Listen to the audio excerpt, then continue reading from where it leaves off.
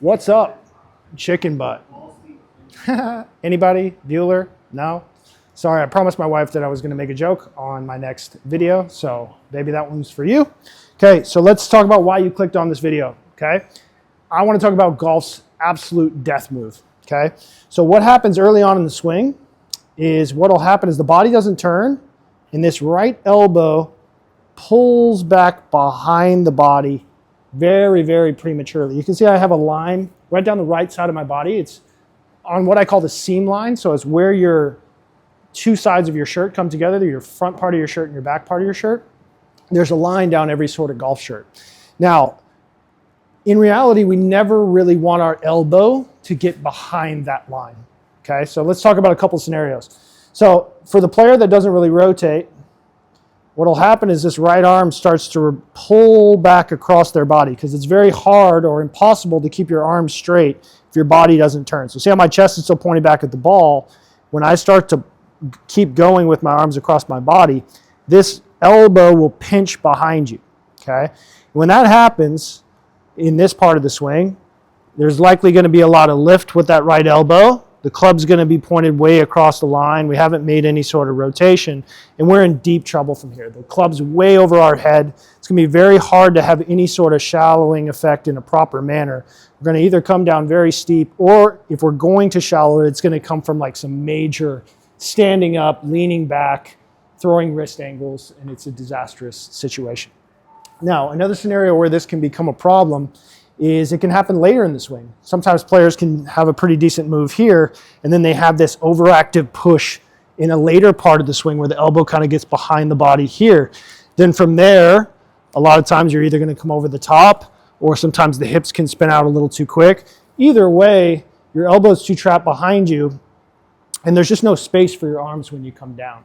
Okay, so our goal is to kind of keep our elbow in a fairly similar position relative to our side. So in a perfect world, we're trying to keep our arms relatively in front of our chest throughout the swing. So the number one thing that we got to do is we have to turn. So we have to make sure that this seam line, and this is a really good reference, that the further this seam line goes, so the more that the middle part of my body turns, the less likely that elbow is to get trapped behind it, okay?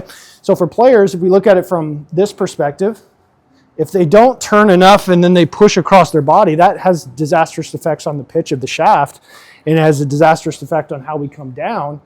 But it also puts us in a position, even if we say we made a good backswing, and then we spun our hips too quick, that elbow can get trapped behind, and that leads to a situation where this right arm is trapped behind our body. If we lean back at all, we're going to leave it out to the right.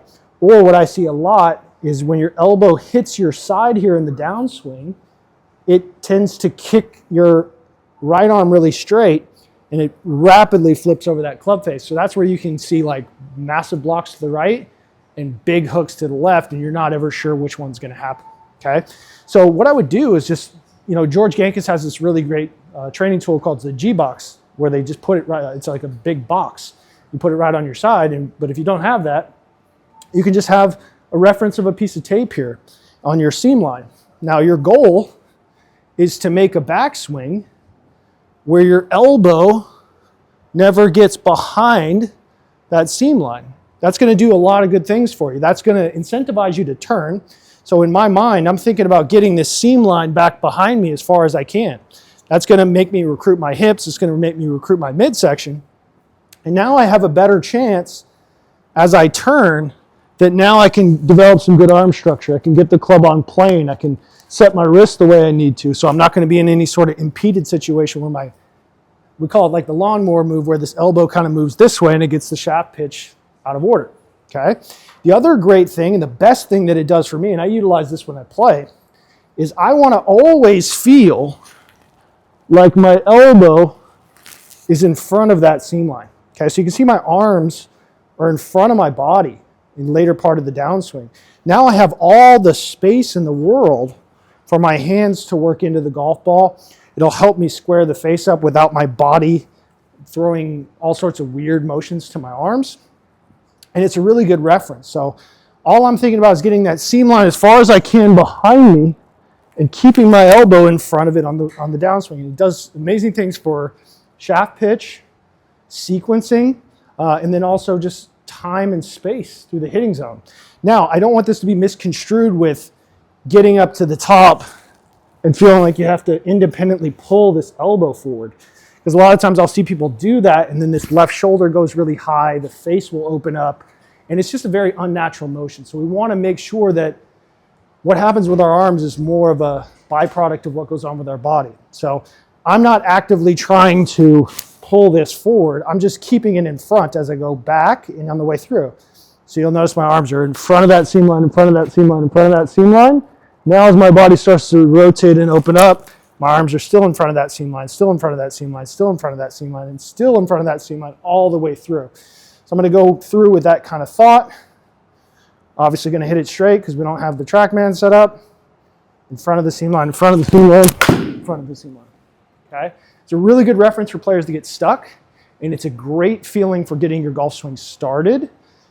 And it's also a great feeling for those that have like violent misses to the right and some snap hooks to the left. So keep your arms in front of that seam line, get that thing turning, keep your arms in front on the way down, and watch your ball striking improve.